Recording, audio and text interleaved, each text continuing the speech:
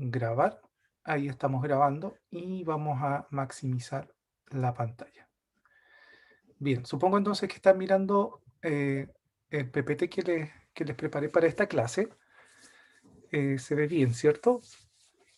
Quedo atento. Sí, profe, se ve bien. Sí, profe. Genial.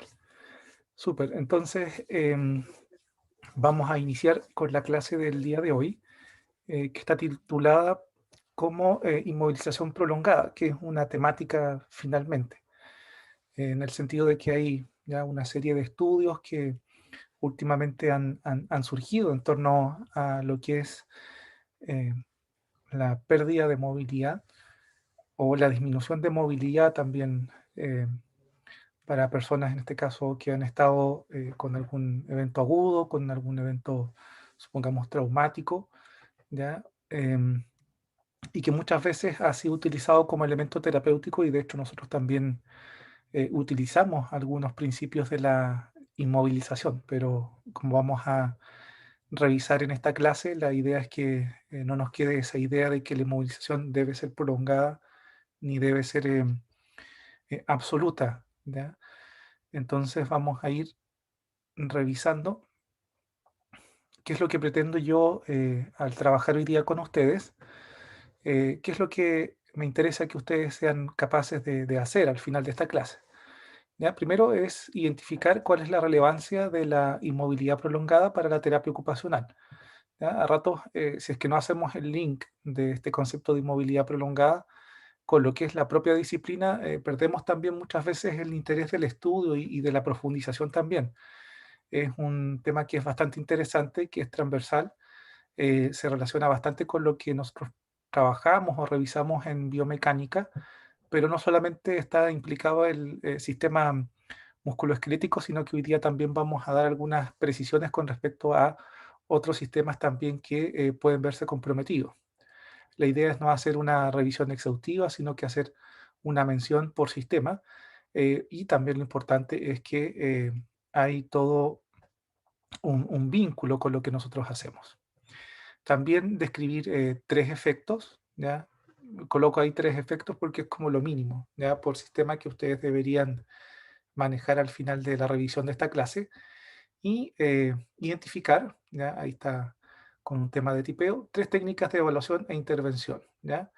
Ahí vamos a mencionar algunas formas de poder evaluar a un usuario desde esta perspectiva de la movilidad, ¿ya? Porque lo vamos a traducir finalmente al concepto de movilidad funcional y vamos a dar algunas referencias ahí, ¿sí? Entonces, nos vamos con la carta sinóptica de esta sesión. La idea es que trabajemos una hora aproximadamente o un poquito menos, porque a las 4:30 tengo una reunión, así que ahí ustedes me van avisando cuando ya sea la hora. Entonces, vamos a trabajar primero una pequeña introducción. ¿Ya? Lo importante es hacer este vínculo, este link con la profesión, con la disciplina y dónde poder situarnos para poder después pasar al tema de inmovilidad prolongada. Luego vamos a ver los efectos, ¿ya? De la inmovilidad prolongada en cada uno de los sistemas y vamos a hacer una pequeña revisión de la intervención de terapia ocupacional para poder prevenir o para poder también intervenir cuando ya el proceso está instaurado, lo que es la inmovilización prolongada. No es muy exhaustivo, no es muy al detalle esta revisión porque no es tanto el propósito de la asignatura, pero sí es importante que ustedes puedan saber finalmente que nosotros también trabajamos en esta línea.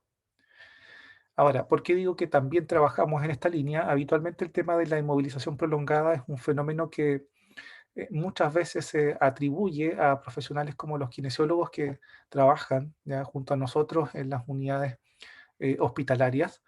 eh, y muchas veces también el tema de la inmovilidad puede ser un tema de bastante interés para el personal de enfermería, ¿ya? Muchas veces nosotros asociamos esta temática a lo que es la prevención de úlceras por presión, ¿ya? O las famosas UPP, que las vamos a revisar después cuando vemos el sistema tegumentario. Pero entonces, ¿para qué nosotros como terapeutas ocupacionales tenemos que ponernos, en este caso, atentos o por qué tenemos que participar también en lo que es la prevención o disminución de este tema, de este fenómeno. Primero, ya es importante poder situarnos en el marco de lo que es la Clasificación Internacional de Funcionamiento, Discapacidad y Salud, que es la CIF, ya que es bastante clara al respecto de poder hacer una distinción en tres áreas o subsistemas, ya que habitualmente siempre las describo cuando me toca hacer alguna clase, alguna ponencia, y que está referida por una parte a la estructura y la función corporal, por otro lado, las actividades y la participación. Habitualmente siempre a nivel de actividades y participación, nosotros los terapeutas ocupacionales estamos como mucho más atentos. Sin embargo, a nivel de funciones y estructuras corporales, ya es importante también poder situarnos, poder revisar qué es lo que está pasando cuando hay procesos de poca movilidad, ya, o de restricción de la movilidad, del movimiento. Eh, Fundamentalmente porque esto igual ya tiene un impacto ya en lo que es la actividad funcional. Por ejemplo, cuando nosotros vamos a realizar una evaluación de un usuario y este usuario ha estado en cama ya una semana, 2 semanas o lleva como lo que habitualmente se describe como un usuario postrado, ya varios meses sin, por ejemplo, poder caminar, sin poder deambular, ya no tiene la posibilidad de estar sin apoyo, de estar, sentarse al borde de la cama, por ejemplo. ¿Ya? Todo esto que tiene que ver con la función ya, o control motor para poder lograr una posición erecta, ya una posición sedente al borde de la cama, tiene que ver con sistemas musculoesqueléticos para poder permitir la función. ¿Ya?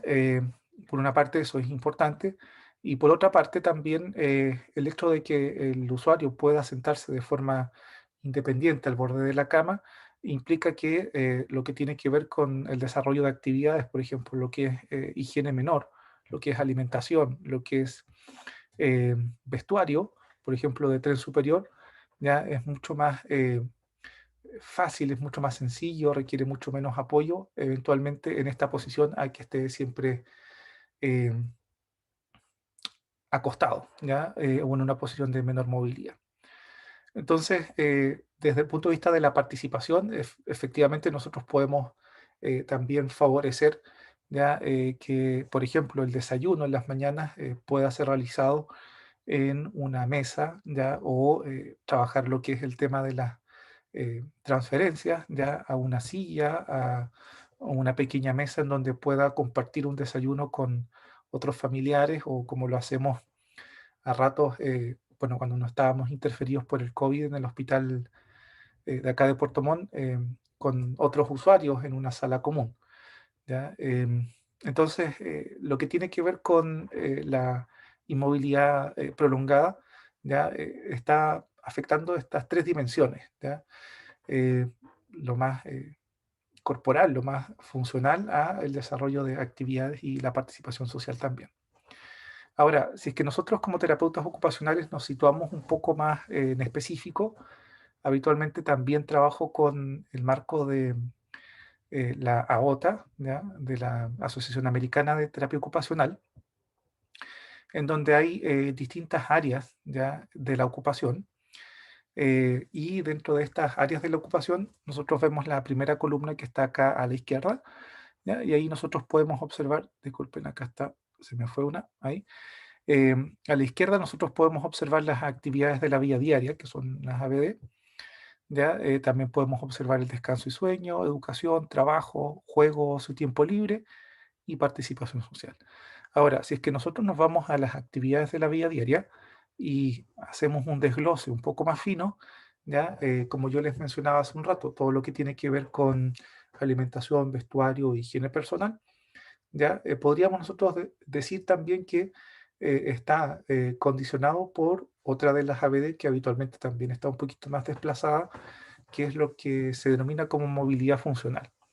¿Ya? Entonces la movilidad funcional tiene que ver finalmente con los cambios de posición, ¿ya? O las transiciones, ¿ya? Técnicamente hablando, y aparte de eso también la posibilidad, ¿ya? De generar un sentado, ¿ya? Un, eh, luego una posición de bipedestación, ¿ya? Y poder deambular, ¿ya? La deambulación tiene que ver con la capacidad de explorar distintos entornos utilizando lo que es la función de la marcha humana, ¿ya? Entonces, con la deambulación tú, aparte de lo que es la marcha, también puedes explorar y utilizar tus extremidades superiores. Entonces, es un concepto que es un poquito más amplio, ¿ya? Como para no acotarnos simplemente a lo que son las distintas fases de la marcha, sino que tiene un propósito, ¿ya? Y usualmente nosotros lo evaluamos en contextos cotidianos, en la posibilidad de que el usuario en un contexto hospitalario pueda dirigirse al baño y que pueda, por ejemplo, lavarse los dientes. Evidentemente tiene que deambular hacia el cuarto de baño para poder luego generar la siguiente actividad de higiene menor. Entonces, nos situamos ya dentro de las actividades llamadas ocupaciones y nos situamos dentro de lo que es movilidad funcional para poder hablar, ¿ya?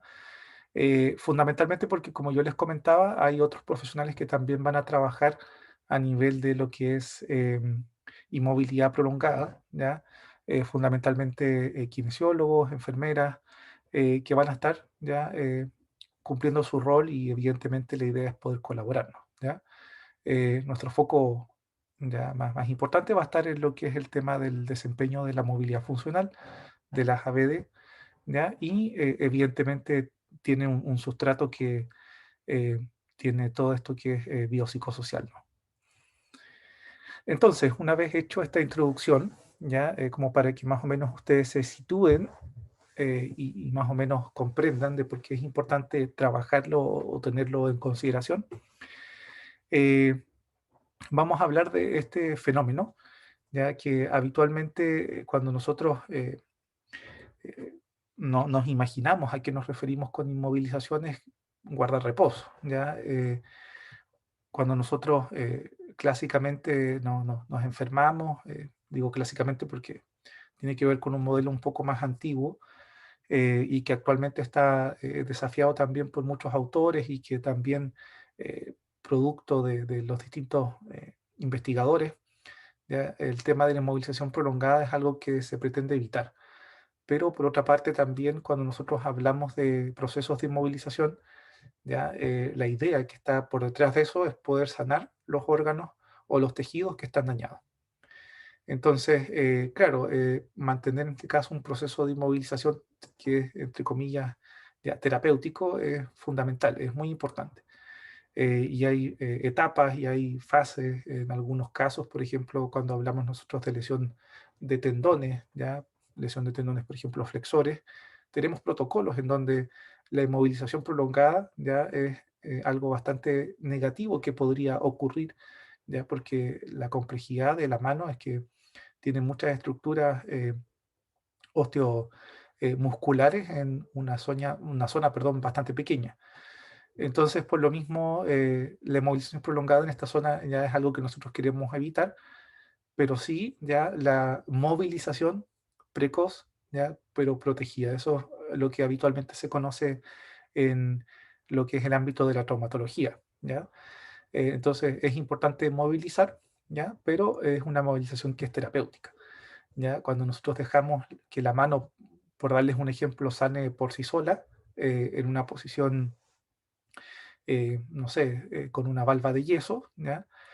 Posiblemente podríamos tener ya después de, no sé, un mes, 2 meses, complicaciones más allá del corte producido en este caso a nivel de los tendones. Entonces, a nivel del sistema musculoesquelético, ¿ya? En los músculos, ¿ya? Eh, nosotros hemos trabajado un poco estos conceptos en biomecánica. Entonces, por lo mismo, la idea es poder hacer un pequeño resumen y aquello que sea más relevante para hoy día. Cuando nosotros hablamos de inmovilización prolongada, habitualmente nos imaginamos de una persona que está guardando reposo, que está mucho tiempo en cama, ¿ya?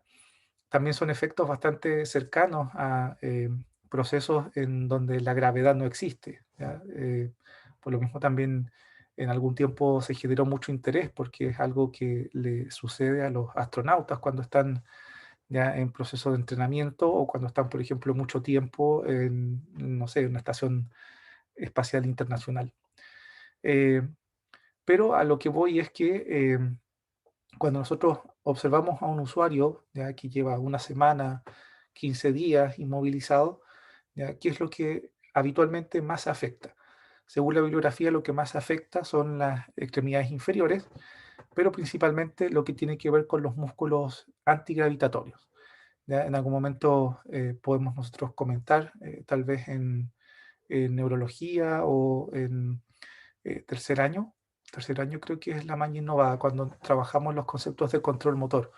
Ahí nosotros hablamos de los músculos antigravitatorios, pero a nivel de extremidades inferiores, habitualmente nosotros hablamos de los músculos antigravitatorios como, por ejemplo, el tríceps sural, ¿ya?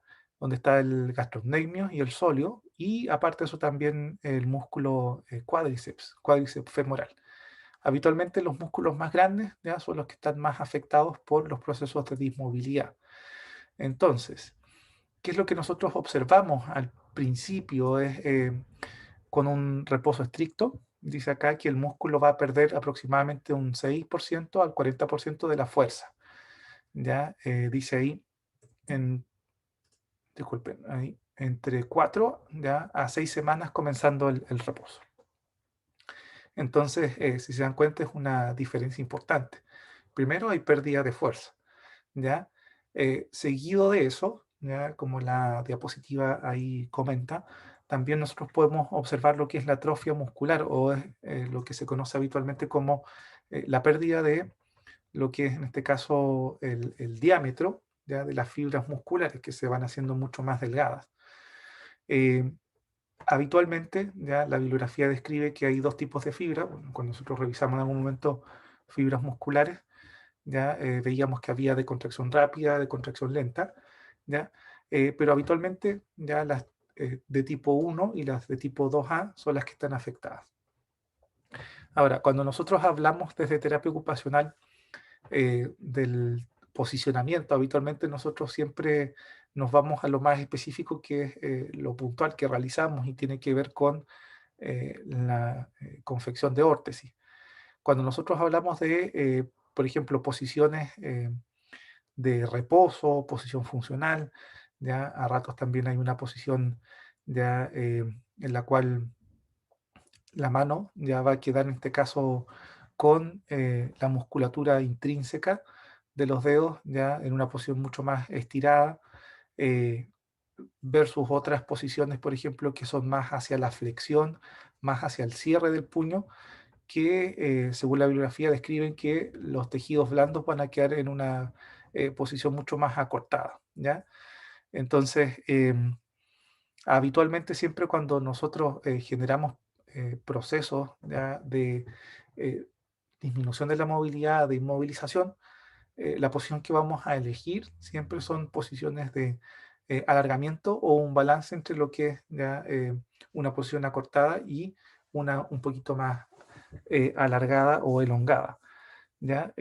Esto fundamentalmente porque ya se ha comprobado desde el punto de vista de investigación o la bibliografía dice que protege ya los tejidos blandos y los músculos también se ven beneficiados con una posición ya un poquito elongada para poder guardar reposo.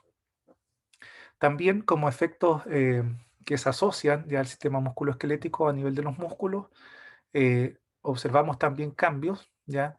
En la resistencia a la fuerza de la unión miotendinosa. ¿Ya? Ahí ustedes pueden recordar que a medida que el músculo ¿ya? Se va haciendo mucho más delgado y va cambiando su composición por un tendón ¿ya? O un tejido tendíneo, ¿ya? Se produce en este caso esta unión entre lo que son ¿ya? Las sarcómeras y estos tejidos en este caso que van a estar ya más formados por colágeno tipo 1, y ahí ya se produce esta denominada unión ya miotendinosa. Y efectivamente, claro, esta unión, a medida que el tiempo va pasando y se va estableciendo una posición de inmovilidad, ¿ya? También va generando o va sufriendo, mejor dicho, cambios en torno, en este caso, a la resistencia a la fuerza. También a nivel del músculo se mencionan algunos cambios histoquímicos. Ya todos sabemos que bueno, el músculo ya tiene una gran capacidad, en este caso, metabólica, ¿ya? Y va a estar dada en este caso por la utilización de la glucosa, y que en estos casos ya se comenta que la utilización de la glucosa no es tan eficiente, ¿ya? Sino que va a tener en este caso procesos ya en los cuales la glucosa, ya para poder generar esta energía, esta contracción rápida, ya pierde en este caso sus propiedades iniciales. Y aparte de eso también el tema de la acumulación del ácido láctico, que es cuando nosotros generamos ya contracciones musculares. Uno de los productos de la contracción muscular, ¿ya? O del metabolismo de la contracción muscular es la generación de ácido láctico. Entonces se comenta también desde el punto de vista más teórico que eh, se produce mayor acumulación de ácido láctico una vez que hay un músculo ya sometido a movilización prolongada. Y evidentemente también ya se han detectado cambios a nivel de lo que es la placa eh, neural, ya que es la placa en este caso donde se une lo que es la, la neurona, en este caso motora, ya a lo que es en este caso el grupo de músculos que van a generar finalmente lo que es el proceso de contracción, ¿ya? No es lo mismo una vez que ya la persona está mucho tiempo inmovilizada. Aparte de eso, también nosotros podemos observar cambios, ¿ya? A nivel de los tejidos blandos, ¿ya? Que van a rodear lo que es la articulación. Habitualmente se conoce aquí el concepto de contractura, ¿ya? Y contractura, según ya la bibliografía que estuve revisando, es simplemente la disminución de rango de movimiento pasivo, ¿ya? Cuando nosotros intentamos ya movilizar, por ejemplo, una rodilla, una cadera, un codo, un hombro, y observamos que hay una disminución para poder movilizar, en este caso yo como evaluador, ya vamos a estar hablando de una contractura. Ahora, cuando hablamos de estos fenómenos de inmovilidad prolongada, ya hay cambios ya en los tejidos y eventualmente podría ser un poco más difícil, por ejemplo, alcanzar una posición, por ejemplo, de extensión de rodilla completa en un usuario que ha estado mucho tiempo en cama, ¿ya? En cama y con una posición de flexión de cadera y de rodillas. Hay una reorganización del colágeno, ¿ya? Cuando nosotros hablábamos de lo que tenía que ver, por ejemplo, con músculos, ¿ya? Con tejidos tendinosos, con lo que tiene que ver con también ligamentos, ¿sí? Hay un componente de colágeno ahí implicado, ¿ya? Y nosotros siempre estábamos atentos a que la fuerza de gravedad generaba un efecto que era beneficioso y que distribuía mejor las fibras de colágeno y cuando no estaba presente esta fuerza de gravedad, ¿ya? Habitualmente, si es que nosotros tenemos la capacidad de observar este tejido, ¿ya? Vemos en vez de uniones paralelas que resisten las fuerzas tensiles, observamos uniones cruzadas, que evidentemente son un poco más rígidas y que por lo mismo, ya a nivel macroscópico, dificultan la movilidad de la articulación. Es importante hablar también, como yo les decía hace un rato, si que nosotros evaluamos a un usuario que tiene una flexión de cadera, de rodilla, ya habitualmente siempre cuando nos acostamos, y esto es un ejercicio que podemos hacer todos, tenemos una posición en la cual nos sentimos más cómodos.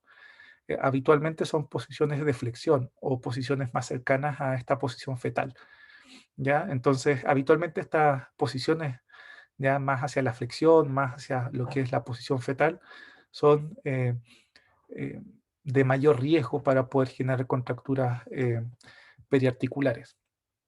Y también ya se menciona en la bibliografía la presencia de contracturas en músculos biarticulares, como por ejemplo los músculos isquiotibiales, que son los músculos que están en la parte posterior del muslo, ¿ya? Eh, y que nos ayudan a lo que es la flexión de rodilla. Entonces, habitualmente, si estamos en una posición de fetal, ¿ya? Evidentemente va a haber un acortamiento también a nivel ya de los músculos isquiotibiales. Em, entonces, a nivel de los ligamentos y los tendones, ya nuevamente mencionamos el componente del colágeno, ¿ya? Y nuevamente se produce este fenómeno que tiene ya una denominación mucho más teórica como turnover, ¿ya? Que en este caso que tiene que ver con que las diferentes fibras de colágeno van cambiando su orientación, ¿sí? Eh, lo importante es que va a disminuir, en este caso, los ligamentos y los tendones, su masa, ¿ya? Se van a hacer un poquito más delgados y su contenido acuoso se generan un poquito, quedan un poquito más rígidos también disminuye ya el componente de glicosaminoglicano, ¿ya? Que se acuerda que nosotros veíamos en algún momento que tenía que ver con ya estas moléculas ya que tenían la capacidad de mantener y absorber el agua, ¿ya? En los tejidos, en este caso, tanto ligamentos como tendones. Entonces, como dice ahí, favoreciendo la creación de los enlaces cruzados que yo les mencionaba hace un rato, y que hacen que los tejidos estén un poco más rígidos. Evidentemente, esto ya en procesos de inmovilización ya agudos, pero si es que los vamos prolongando en el tiempo, manteniendo, cuando ya la inmovilización es crónica, el peor efecto que nosotros podríamos observar son las anquilosis, que son ya la fijación de las articulaciones en una posición determinada. Supongamos una persona que es usuaria de silla de ruedas, porque no solamente las personas en cama podrían sufrir procesos de inmovilización prolongada, sino que las personas en posición sedente prolongado finalmente quedan ya con esta flexión de cadera, flexión de rodillas y un posicionamiento posiblemente inadecuado de las extremidades inferiores. Por eso que las sillas de ruedas tienen su sistema de posicionamiento en donde se posicionan los pies ya en una posición cercana, en este caso, a los 90 grados, o posiblemente, si es que es un usuario neurológico, podría tener algunas consideraciones distintas, pero ya también se trata de resguardar un poco el posicionamiento de las extremidades inferiores en los usuarios con silla de ruedas, y aparte de eso también todo lo que tiene que ver con la movilidad para evitar, en este caso, las úlceras por presión a nivel sacro, ¿ya? A nivel, en este caso, glúteo, el uso de cojines antiescaras y también todo lo que son los push-ups, que son eh, movilizaciones para poder distribuir mejor ya la carga de peso en ambos isquiones, que son puntos de referencia óseos en el sedente, ¿ya?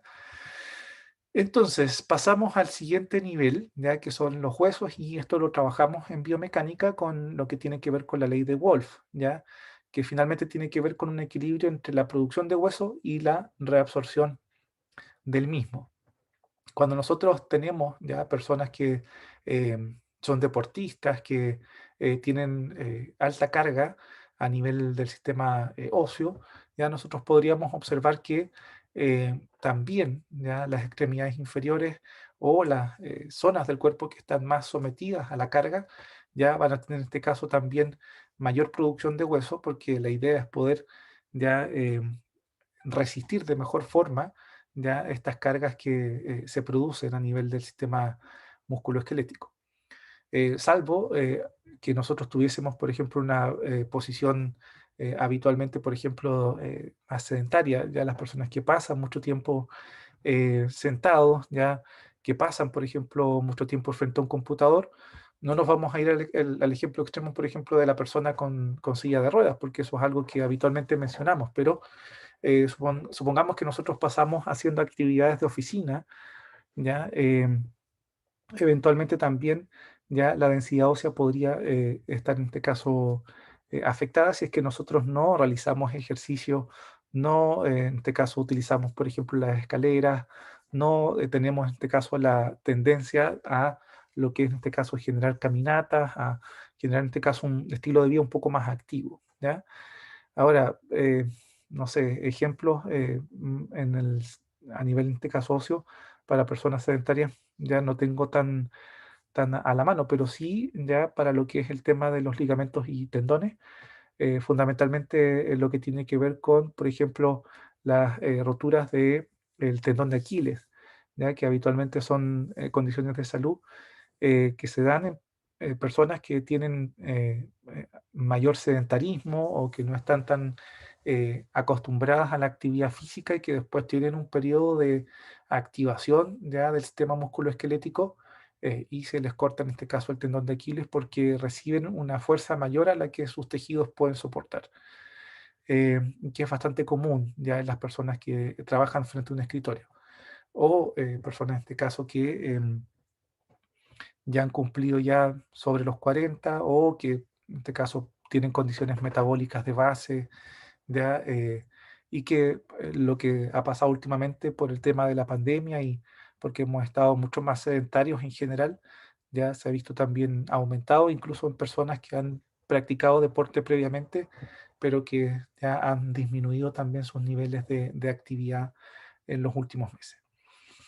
Nuevamente, las extremidades inferiores están más comprometidas, hay riesgo de fractura por osteoporosis y también dentro de lo que son los usuarios neurológicos, ya nosotros podemos observar el fenómeno de osificación heterotópica, que es la presencia de cristales, en este caso de hueso inicialmente y luego en este caso ya eh, son en este caso crecimientos óseos anormales que son visibles ya ante radiografías, por ejemplo a nivel de cadera, ya en usuarios con lesión medular es bastante frecuente.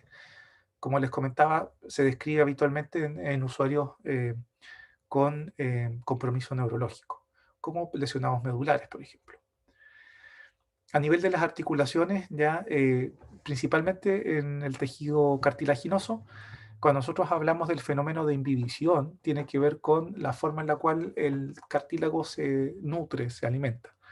Nosotros otras veces hemos comentado que el cartílago no tiene irrigación sanguínea directa, ¿ya? Sino que a través de los cambios de presiones que se generan a nivel de lo que es el cartílago, ¿ya? Se produce lo que es el intercambio de los nutrientes necesarios para mantener ya la actividad de las células. Entonces, hay alteraciones ya cuando hay procesos de inmovilización prolongada en el fenómeno de inhibición, ¿ya? Y comienza una degeneración del tejido, en donde, claro, efectivamente hay menos ya células, ¿ya? Y por lo tanto las características del tejido se hacen mucho más rígidas, ya mucho más duras, haciendo que tiene que estar en un balance para poder soportar las cargas, como por ejemplo los meniscos, que es habitualmente un tejido que yo menciono y que sirve para poder amortiguar cargas y para poder generar también ya una mayor superficie de desplazamiento de los huesos, en este caso, que están directamente comprometidos, como lo que es, en este caso, el fémur, ¿ya? También, ya, si es que nosotros observamos que la continuidad del tejido cartilaginoso está comprometido, porque hay un deterioro en su capacidad de nutrirse, nosotros podemos observar también rugosidades ya a nivel microscópico y también ya con el paso del tiempo se puede observar también deterioro del hueso ya subcondral o que está en este caso en contacto con el cartílago y en instancias mucho más extremas ya lo que es el fenómeno de la anquilosis que nosotros mencionábamos hace un rato, que es la fijación de la articulación en una posición de inmovilidad. Bien, pasamos entonces a lo que es el sistema cardiovascular y con esto nosotros vamos a ir ya adelantándonos porque nos quedan alrededor de 20 minutos, ya, pero lo importante es que una vez que nosotros llevamos un par de días en cama, ya se produce lo que es el fenómeno de desacondicionamiento cardíaco, ya es importante también hablar de la hipotensión ortostática, de redistribución, perdón, de líquidos corporales y la posibilidad de episodios tromboembólicos, ¿ya? Antes de pasar, ¿ya? Porque esto debería ir en la diapositiva anterior, ¿ya?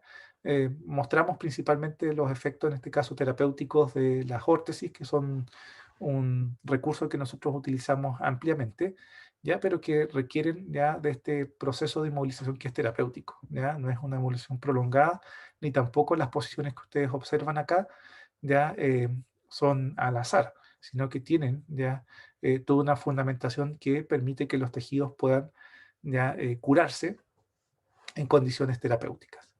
Por otro lado, también nosotros mencionábamos que las extremidades inferiores eran las que más afectadas estaban, a nivel, por ejemplo, de lo que son los tobillos. habitualmente se producen ya lo que son en este caso, eh, posiciones ya que pueden ser denominadas como posiciones en equino, ¿ya? Cuando lo que es el tobillo ya va a lo que es la plantiflexión, ¿sí? Entonces aumenta en este caso grado de plantiflexión y esto muchas veces está dado también por el posicionamiento y por el peso también de las frazadas, ¿ya? Que genera una presión constante sobre las articulaciones y que si no tenemos cuidado, ¿ya? Podría en este caso generar una contractura a nivel de tobillo e instaurar un pie equino. Evidentemente, después de eso, si es que nosotros queremos generar la bipedestación, ya es mucho más complicado. Y sobre todo ya se observa en usuarios que tienen compromiso neurológico, como lesión medular o accidente cerebrovascular. Entonces estábamos hablando del sistema ya cardiovascular. Cuando hablamos del fenómeno del desacondicionamiento cardíaco, ya, bueno, nosotros tenemos latidos cardíacos, ya tanto en actividad como en reposo. Ya cuando nosotros hablamos del aumento del latido cardíaco en reposo es porque hay mayor actividad en este caso del sistema nervioso autónomo que mantiene en este caso al corazón funcionando. Hay una disminución también del gasto cardíaco porque hay menos sangre ya que bombear. También algunos autores hablan con respecto a una disminución del tamaño del corazón, ¿ya?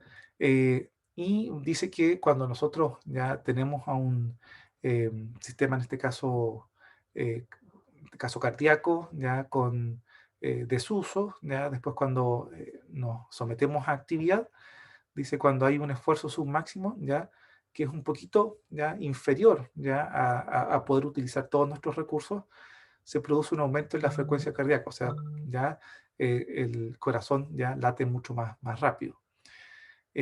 Cuando hay instaurado este fenómeno es necesario más tiempo para que la frecuencia cardíaca ya vuelva a un nivel del estado de reposo luego del ejercicio. O sea, el periodo de recuperación ya es mucho mayor, ya tardamos mucho más en recuperarnos, ¿ya? Entonces, por eso que muchas veces se recomienda que, sobre todo ahora que nosotros estamos en procesos de teleeducación, muchas veces ustedes están atendiendo las clases y pasan, por ejemplo, mucha parte del día, ¿ya? O en la cama o, en este caso, en el escritorio. Es importante que puedan moverse, que puedan generar un poco de actividad cardiovascular, por esto es lo que estamos nosotros mencionando, ¿ya? Eh, Sobre todo porque a ratos la cama es más calentita y más cómoda, ¿ya? Entonces después de eso, claro, cuando nos paramos, ahí vienen los mareos y un poco la taquicardia, pero eso es por la hipotensión ortostática o también se llama desacondicionamiento neurovascular y precisamente tiene que ver con esto, si es que en algún momento se han mareado, se han parado muy rápido porque tal vez están tocando el timbre y están en su cama, se marean, aumentan en este caso eh, la frecuencia cardíaca, ¿ya?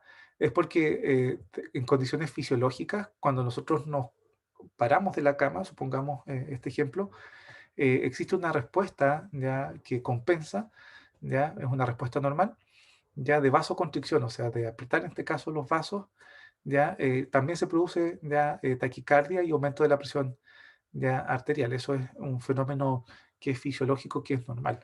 ¿Ya? Pero cuando nosotros ya estamos muy interferidos, nos mareamos, ya estamos ya muy taquicárdicos, es porque efectivamente hay algún tipo de alteración ya a nivel de lo que es la hipotensión ortostática. Entonces, hay una respuesta que en este caso inadecuada del sistema simpático ya adrenérgico, y como dice aquí que hay un desplazamiento en este caso excesivo del flujo sanguíneo desde los pulmones y el corazón hacia las extremidades inferiores.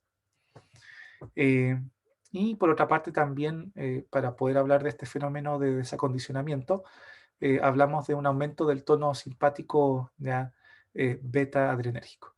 Ahora, lo que es importante de todo esto que he mencionado es que las personas que llevan mucho tiempo en cama ya habitualmente tienen este fenómeno de desacondicionamiento neurovascular. Por lo tanto, no es llegar y ponerlos de pie de inmediato, sino que dependiendo de las características de la condición de salud que tengan, por ejemplo, sobre todo en usuarios neurológicos, ¿ya? Lo que es el tema del trabajo de acondicionamiento neurovascular, que es lo contrario, ya sabemos que están desacondicionados, ya es progresivo. Y por eso también existen ya algunas mesas que sirven para poder, en este caso, poder bipedestar ya, o poner en este caso en posición vertical a los usuarios para poder ir trabajando de manera progresiva esta posición ya mucho más erguida, mucho más erecta. ¿Ya? Finalmente, para poder disminuir ya toda esta sintomatología del desacondicionamiento neurovascular. También ya hay una redistribución de los líquidos corporales, ya, porque nosotros estamos ya en una posición acostada, ya, entonces se detiene ya el transporte de líquido extravascular ya a la circulación general, ya dice que hay una diuresis, ya, o mayor actividad en este caso a nivel de los riñones, ya que dice que hay una disminución del volumen, en este caso de plasma sanguíneo. Hay una masa de glóbulos rojos que se mantiene sin variación, ¿ya? Eh, mm, y dice que el hematocrito en este caso se va a elevar, ¿ya? Y aumenta en este caso la viscosidad sanguínea. Eso es importante, ¿ya? Principalmente para el tema que viene después, ¿ya? Que tiene que ver con la formación de trombos. Como dice aquí, un ejemplo, que de 2 a 4 semanas los glóbulos rojos empiezan a disminuir, ¿ya? Y el hematocrito, perdón, cae. Ya dice, aunque la pérdida del volumen plasmático proporcionalmente es mayor. ¿Ya? O sea, finalmente la idea es que hay cambios ya a nivel de los líquidos corporales, ¿ya? Y hay también cambios en la consistencia también de la sangre. Entonces, acá, cuando nosotros hablamos de los episodios tromboembólicos, ¿ya? Desde el punto de vista más de la fisiopatología, hay un fenómeno que se llama como triada de Virchow, ¿ya? Que tiene que ver con las características de la sangre, ¿ya? Eventualmente los daños en los vasos sanguíneos y la estasia del flujo sanguíneo. La estasia es, en este caso, la acumulación o la pérdida de movilidad, ¿ya? A nivel de lo que es, en este caso, el flujo sanguíneo. Entonces, esta triada, ya sumado en este caso a lo que es la falta de actividad, ya provoca lo que es la estasia venosa. Ya nosotros recordamos que las bombas venosas se producen principalmente a nivel de las extremidades inferiores, ¿ya? Y ahí en este caso habitualmente se mencionan ya los músculos, en este caso por ejemplo gastrocnemios, que generan ya potentes en este caso bombas para poder generar un retorno venoso, ¿ya? Eh, Debido, por ejemplo, al reducido efecto de la bomba muscular en la masa gemelar. Ya eso finalmente es lo que le estaba comentando recién. ¿Ya? Y también el incremento de la viscosidad sanguínea, que era algo que nosotros habíamos mencionado antes, conduce a la producción de trombos y también a la agregación plaquetaria y también una mayor presencia de fibrinógeno, que son compuestos que van a favorecer la formación de trombos. ¿Ya? Un pequeño esquema, ¿ya? Donde aparece el decúbito, ya aquí en el tope, ya la disminución en este caso del flujo sanguíneo y modificaciones también a nivel, en este caso, de los capilares sanguíneos, ya tanto en este caso como a nivel metabólico, ya como a nivel, en este caso, también histológicos, por ejemplo, modificaciones en el endotelio. Todo esto podría producir, en este caso, trombosis venosa.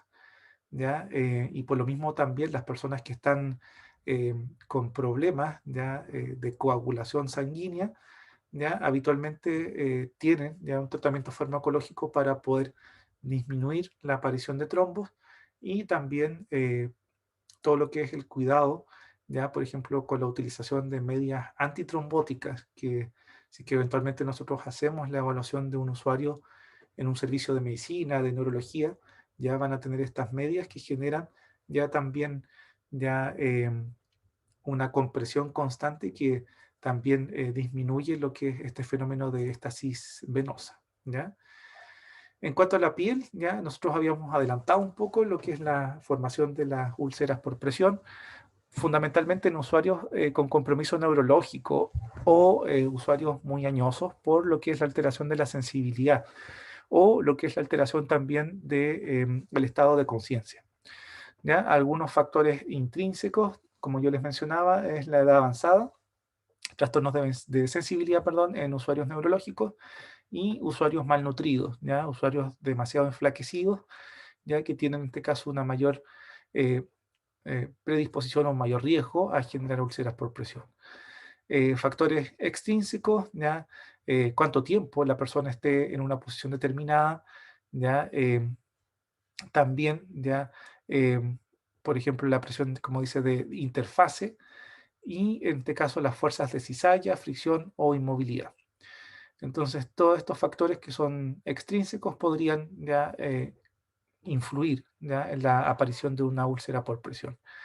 Ahora, importante es, bueno, los usuarios neurológicos y también ya los usuarios que tienen diabetes, ¿ya? Porque evidentemente tienen trastornos de sensibilidad y también las úlceras por presión para los usuarios con diabetes habitualmente es mucho más complicado de tratar por el tema de las modificaciones en lo que es la recuperación de los tejidos, ¿ya?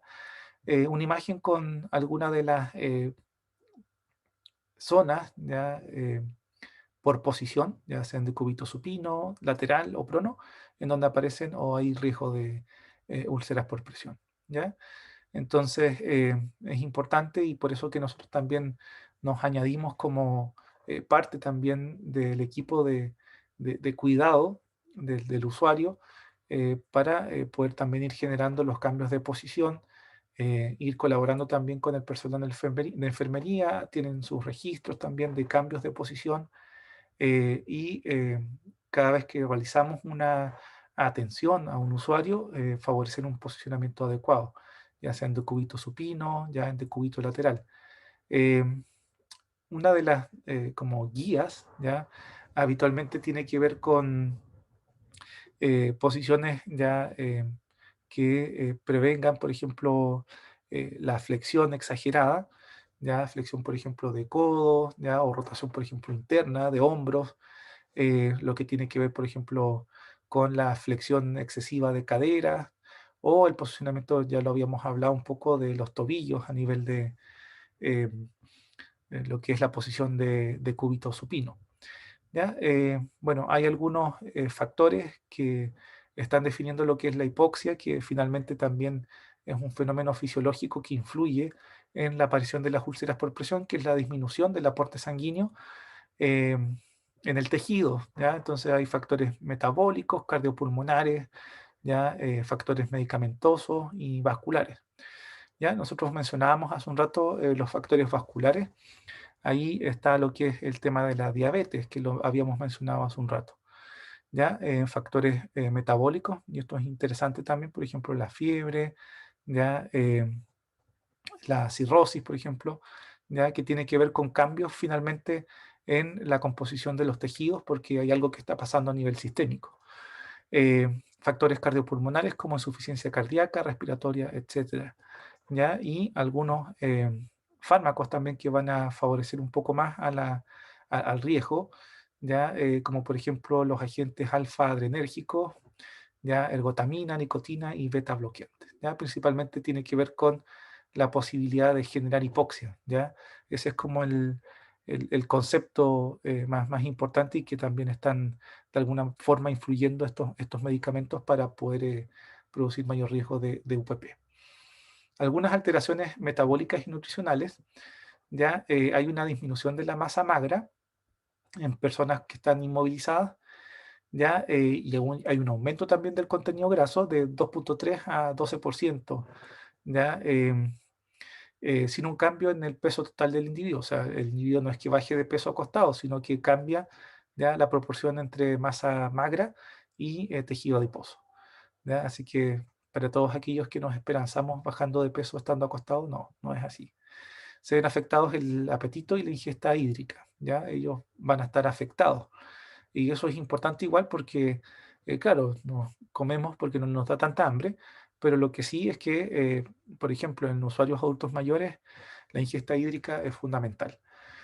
El metabolismo basal, ya, en este caso que tiene que ver con el gasto de energía, puede caer un poco, ya, habitualmente está asociado a la pérdida de masa muscular. Nosotros veíamos que el trofismo muscular iba disminuyendo. Entonces, por lo mismo, comentábamos que el metabolismo del músculo es menor, hay menos gasto de energía, hay mayor acumulación en este caso de glucosa porque no se ocupa de manera tan eficiente y hay también acumulación de ácido láctico. ¿Ya? Pero ya hay un metabolismo basal un poco más disminuido. Desde el punto de vista endocrino, ¿ya? Eh, dice que hay una reducción de la tolerancia a la glucosa, ¿ya? Debido a lo que son los cambios en la sensibilidad periférica muscular a la insulina. Como comentábamos, el músculo ya no necesita tanta azúcar, tanta glucosa para funcionar, entonces ya se genera cierta tolerancia.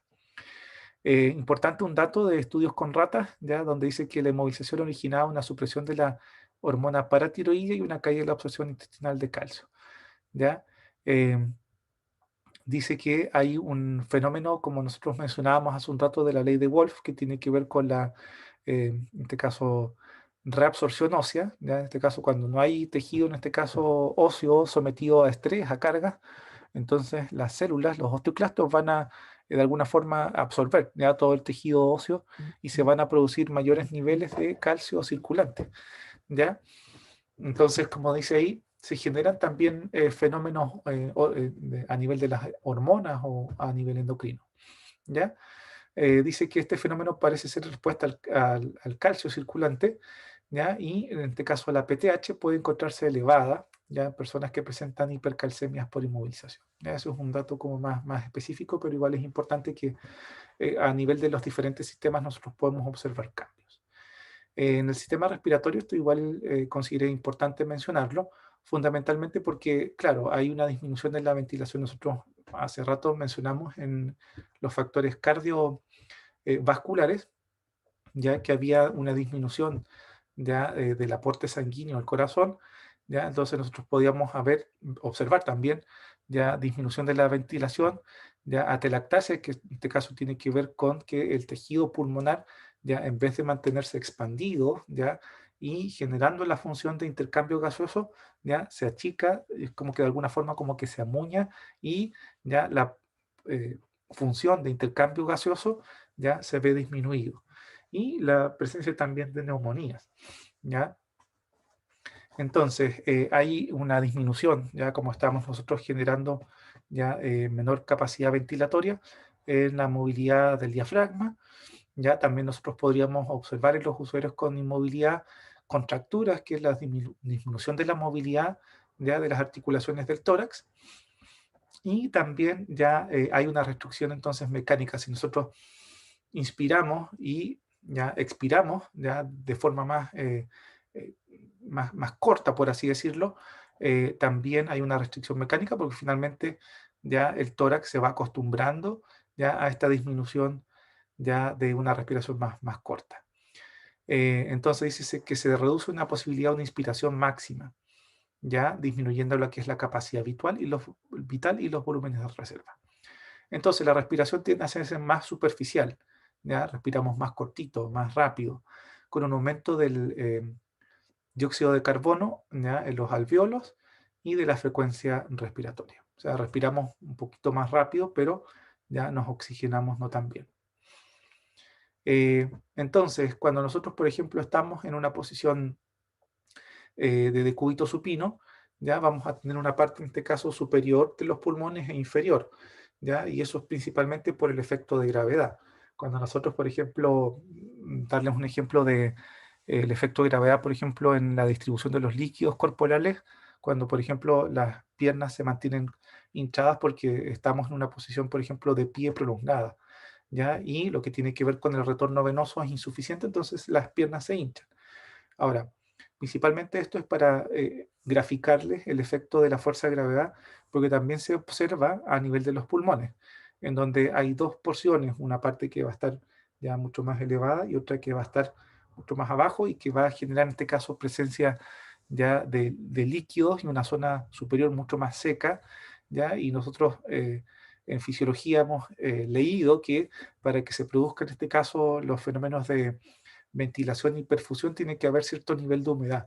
Entonces, con pulmones, en este caso secos, ya evidentemente la razón de ventilación-perfusión disminuye. Por lo tanto, también va a existir o puede estar la posibilidad de hipoxemia, ¿ya? Especialmente si las demandas metabólicas se ven incrementadas. O sea, si nosotros tenemos ya un proceso de inmovilización y de pronto nos paramos o paramos al usuario y lo hacemos hacer, ya no sé, varias vueltas por el salón, ya evidentemente, claro, ya la persona va a empezar a oxigenarse menos porque los pulmones no están funcionando bien. Eh, También ya es posible observar acumulación de mucus, ¿ya? Y la acumulación de mucus ya es también eh, un fenómeno que puede propiciar a la aparición de infecciones, ¿ya? Y obstrucción de vías y, como yo les comentaba, estas atelectasias o disminución, en este caso, en el tamaño, en este caso, de los alvéolos. Lo anterior se había grabado, ¿ya? Si es que una persona no está tosiendo bien, ya por ejemplo en usuarios adultos mayores o en usuarios con compromiso neurológico que tienen problemas ya para poder toser. A nivel genitourinario, ya esto es importante, fundamentalmente en este caso por lo que tiene que ver con las ABD, ya de ir al baño, de la micción y la defecación, ya como dice ahí, menor, en este caso, influencia de la fuerza de gravedad, ya la prensa abdominal, ya que tiene que ver con los músculos abdominales, que favorecen también lo que es la eliminación de la orina en la vejiga y también a nivel del tracto, en este caso digestivo para la defecación, también está comprometido.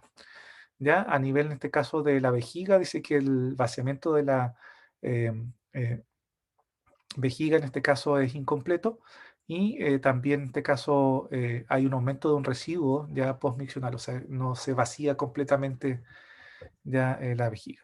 A largo plazo, ya en este caso la inmovilización prolongada, ya es capaz de producir una disminución sostenida de la tasa de filtración glomerular. Tiene que ver con el funcionamiento de los riñones, ya, y una reducción en la habilidad del riñón para concentrar la orina, ya, si esto dura más de 4 semanas. ¿Ya? Hay efectos también mecánicos sobre el tracto gastrointestinal, ya principalmente con fenómenos de constipación, personas que refieren que después de haber estado mucho tiempo acostadas, o para nosotros mismos también que estamos sentados o en la cama atendiendo la clase, y muchas horas al día sin movernos, también podemos observar que la movilidad gastrointestinal se reduce, ¿ya? El tiempo de tránsito esofágico y estomacal se incrementa, ¿ya? Y como dice ahí, aumenta el tono adrenérgico, ¿ya? Donde hay hipomotilidad, que es menor movilidad del intestino, ¿ya? Especialmente del delgado. También hay disminución del apetito o anorexia, ¿ya? Lo que tiene efectos negativos en el estado nutricional.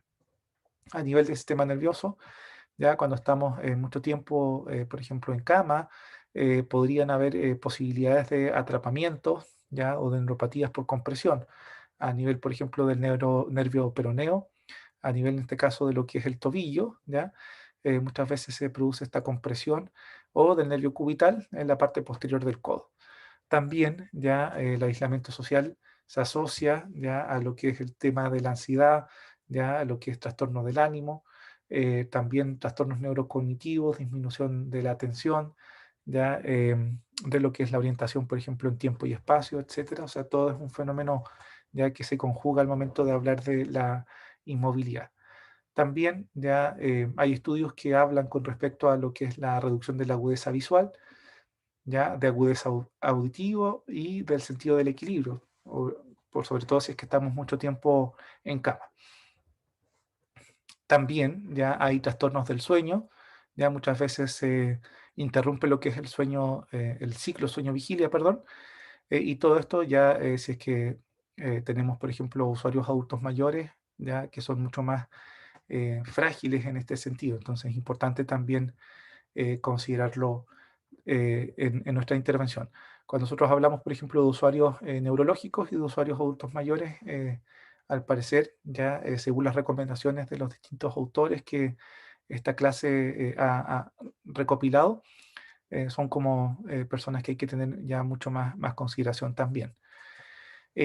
Bueno, Desde el punto de vista, y con esto ya vamos cerrando porque estamos como en la hora, pasaditos, ya nadie me avisó, vamos a ver algunas técnicas, por ejemplo, de posicionamiento, en este caso de los adultos mayores, ya favoreciendo en este caso lo que es el retorno venoso o la disminución, por ejemplo, de contracturas, la posibilidad también de disminuir ya las úlceras por presión. Entonces, todo lo que es el posicionamiento en el adulto mayor ya es fundamental. Ahora yo muestro estas diapositivas porque es un poco de lo que nosotros hacemos en la unidad de geriatría de agudos, que es la unidad donde yo me encuentro trabajando actualmente. Entonces, eh, lo que tiene que ver con el cambio de posición en cama es también parte de la movilidad funcional, que es una BD básica. Entonces, por eso que yo les muestro la posibilidad, por ejemplo, de trabajar ya en sedente con una mesa para que pueda realizar sus actividades de alimentación, ya y también sedente al borde cama. Estimulación cognitiva lo agrego fundamentalmente porque cuando nosotros, por ejemplo, estamos en posición sedente, ya también tenemos la posibilidad de trabajar lo que es orientación a la realidad, ya todo lo que tiene que ver con estimulación de distintas funciones cognitivas. Ya tenemos a este usuario que una vez que ya hemos realizado todo lo que es la estimulación de movilidad funcional, ya está en una posición sedente que también es importante mantenerla para poder, por ejemplo, activar todo lo que es la función de ventilación, ya función en este caso gastrointestinal, también mejora lo que es la función de mantención de la vigilia, ¿ya?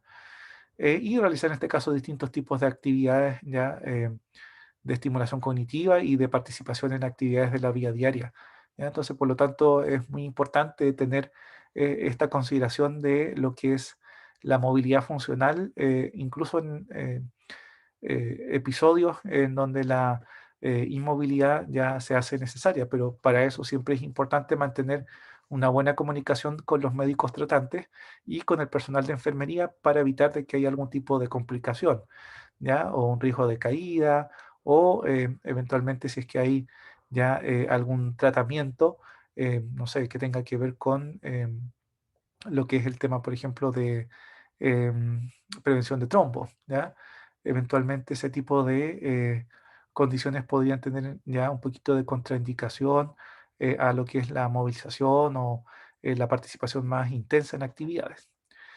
¿Ya? Aquí está todo lo que es algunas de las actividades que nosotros realizamos en el hospital y que están en la línea ya de esto de lo que es la inmovilización prolongada. Entonces, hasta acá es la clase de hoy.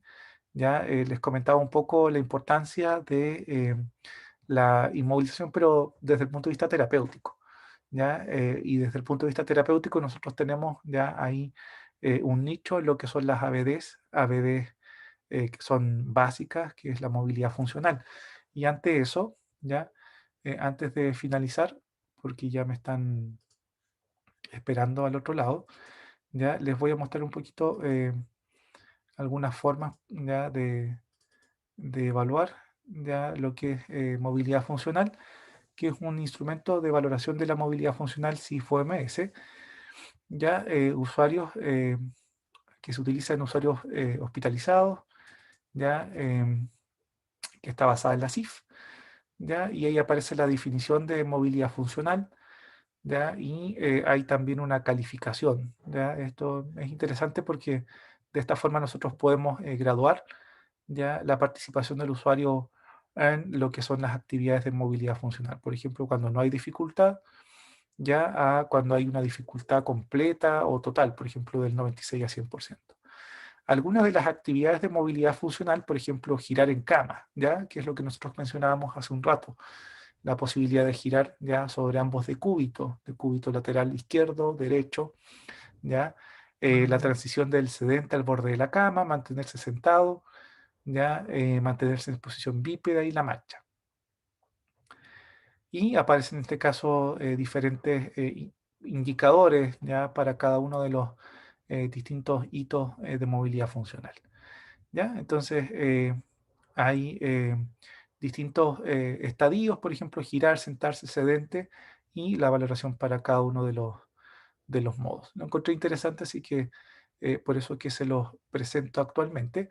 Y bueno, para lo que es movilidad, o mejor dicho, como ABD, lo que se utiliza o utilizamos clásicamente en la unidad de geriatría agudos es el índice de Bartel, ya que nos permite también valorar lo que es el tema de las actividades de la vida diaria y específicamente también tiene un ítem de movilidad funcional, ya mantenerse sentado, deambulación y subir escaleras, que igual es un componente de la movilidad funcional que nos permite ya objetivar un poco ya el desempeño de los usuarios. Así que eso, chiquillos, no nada más, ya lo dejamos hasta acá porque me están esperando en, en la otra sala, así que de todas formas, si es que hay dudas, consultas, las pueden plantear ahora y de lo contrario también siempre me pueden escribir. También por intermedio del profe Bernardo, ya pueden también hacer sus consultas y dudas. Eso, Bernardo, dudas, consultas.